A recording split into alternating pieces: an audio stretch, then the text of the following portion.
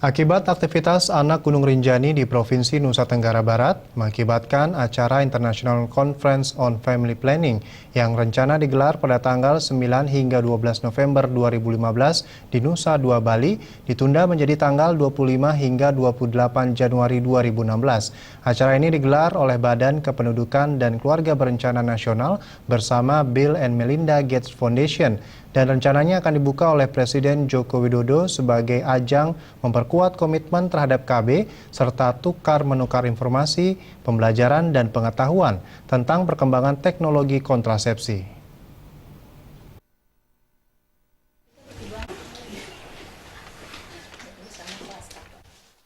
International Conference on Family Planning atau ICFP yang sedianya akan digelar Badan Kependudukan dan Keluarga Berencana Nasional BKKBN bekerja sama dengan Bill and Melinda Gates Foundation pada tanggal 9 hingga 12 November 2015 lalu di Nusa Dua Bali mengalami penundaan.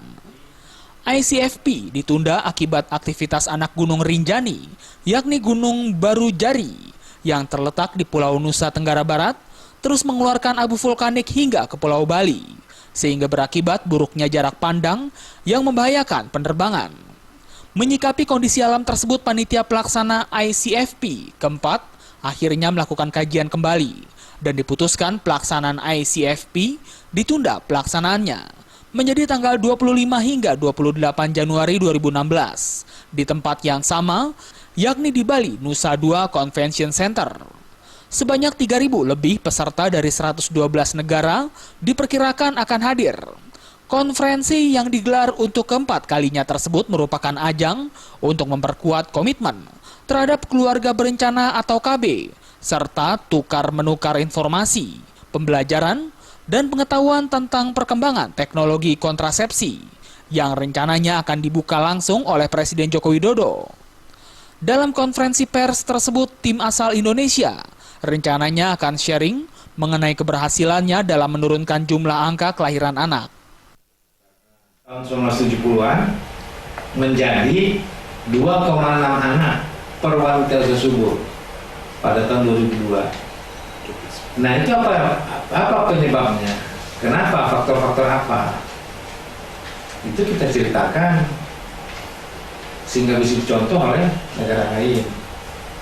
Nah, yang pasti ada perubahan sistem politik.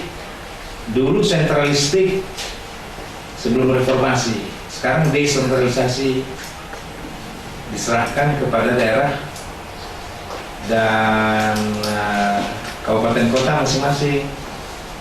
Nah, sekarang sudah dirasakan, jadi ada pelajaran kan dari situ. 15 tahun kemudian, 2000 sekarang itu karena suasana desentralisasi, tidak bisa itu diserahkan sepenuhnya kepada kabupaten kota, maka harus dikoordinasikan kembali.